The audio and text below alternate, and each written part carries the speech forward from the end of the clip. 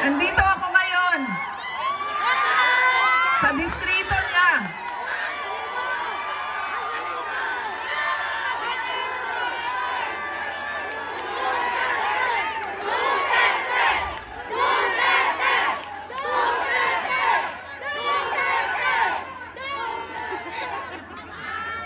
Nagpapakilala ako sa inyong lahat. Ako, si Sara Duterte. Kaya ko makipag-away sa kanal.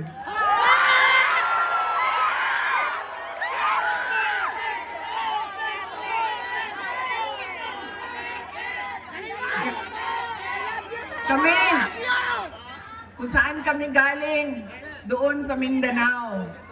Sanay kami sa wala. Kaya, walang mawawala sa akin kung dalhin ko ang away na ito dito sa kanal ng distrito ninyo.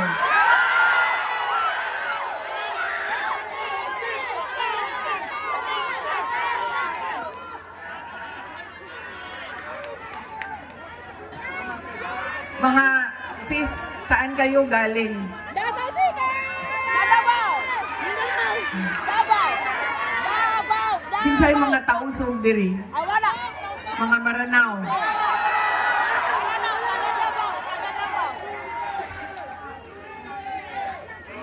Davao! Davao! Kinsay mga Bisaya?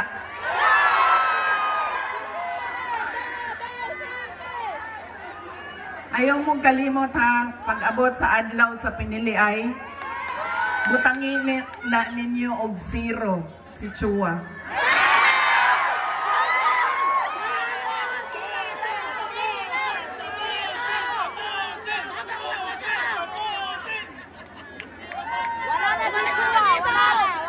Pangalawa, sikat na apelido, pamilyang politiko, automatic ang boto natin. Pangatlong, ugali ng mga Pilipino sa pagpili ng kanilang mga leader. Tama! Kung sino yung may pera at bumibili ng boto, ay ibinibigay natin ang ating pagkatao sa kanila. Alam nyo, galing akong Bacolod, galing akong Manila, kahapon, Quezon City, tinatanong ko ang mga tao, magkano ba ang bilihan ng boto? 2,000, 3,000, 5,000.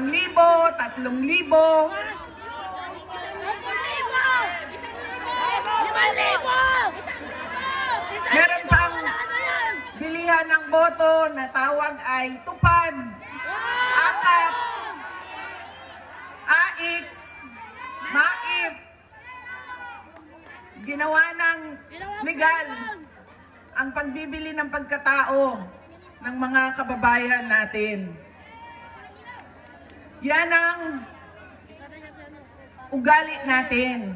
Kung sino yung magbabayad, bibigay ko sa kanya ang boto niya. Tanggapin natin ang pera. Bakit hindi? Galing naman yan sa gobyerno. Hindi na ibibigay ko yung buong paa ko sa inyo kung merong politiko nagbibigay ng pera na galing sa bulsa niya.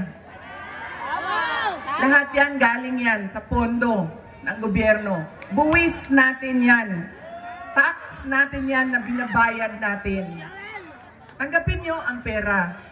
Pero pag-isipan nyo, karapat-dapat ba itong tao na ito na maging leader ng aming komunidad? Dahil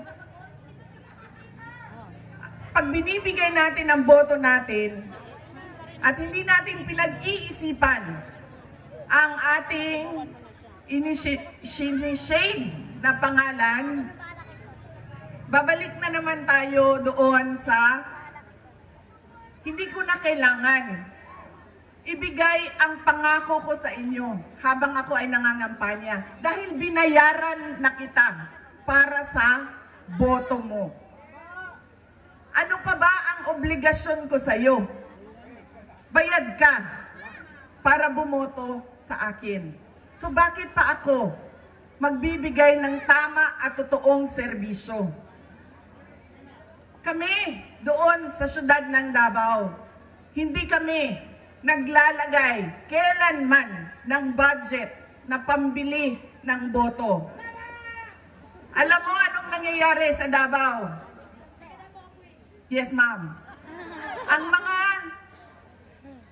taga-Marawi, nasa Isla Verde, nasa Boulevard, boboto sila sa umaga sa Davao City. Dahil boboto sila para sa mga Duterte. Tapos, babiyahe sila papuntang Marawi, Maguindanao, Cotabato City dahil boboto sila para sa bayaran doon. Diba? Truck-truck kayo na bumabiyahe panahon ng halalan para kumuha ng pera sa mga kapitbahay. Mga flying voters, ilang beses ko na yan sinabi sa COMELEC. Kailangan automated ang listahan ng mga tao.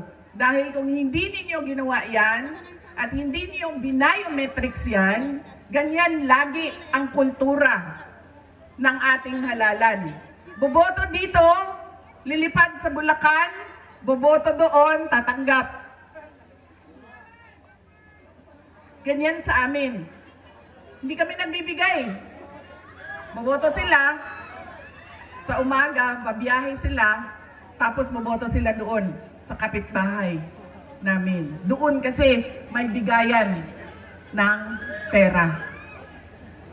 Yan ang nangyayari sa atin. Sabi ko nga, walang problema. Kunin natin ang pera, pero pag-isipan natin ang ating mga leader. Dahil yan ang kinabukasan. Yan ang magdadala sa atin sa tama o maling kinabukasan ng ating bayan. Alam niyo, masakit sa akin yung pagbibili ng boto. Dahil nga, nawawala yung respeto ng tao sa isa't isa. Nagiging transaksyon. Mahalin mo ako, bayaran kita. Pag hindi mo ako bayaran, hindi kita mamahalin.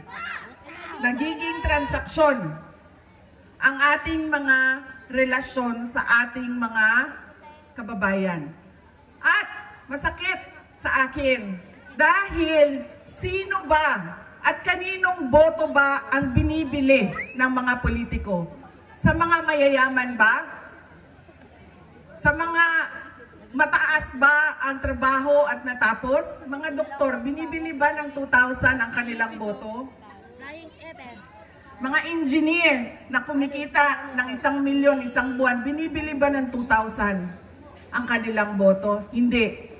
Ang binibili ang boto, yung mga tao na araw-araw naghihirap, nagtatrabaho, naghahanap buhay dahil ang 2,000 ay napakalaking bagay para sa pamilya nila. Yung mga taong naghihirap at walang-wala. Masakit yun.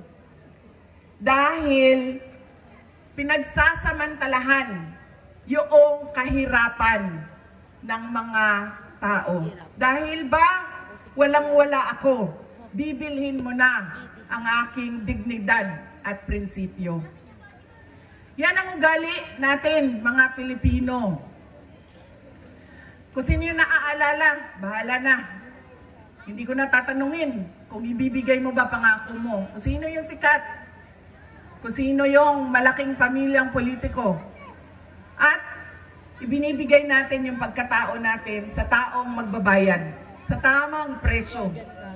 Kaya kailangan, madami ang nagtatanong, ano bang magagawa namin? Ano bang matutulong namin, Inday Sara?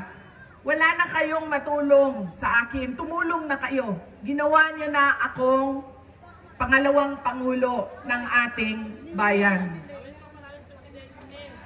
Oh, sa susunod yun, sir. Pero sandali lang, sir. Nandito muna tayo. Huwag niyong kalimutan, hindi ako kandidato. Botante ako ngayong eleksyon na ito. Nagpapaalala ako sa inyo kung ano yung dapat gawin natin. Baguhin natin ang ugali natin sa pagboto ng mga kandidato. Ilang araw na ako umiikot sa iba't ibang lugar sa Visayas. Baka dahil naging 20 pesos yung bigas doon, dahil umikot ako doon, galing ako sa Marlete. Ngayon lang ako napaisip pa. Galing, oo nga eh. Bukas 20 na yung bigas ninyo dito kasi dumaan sila sa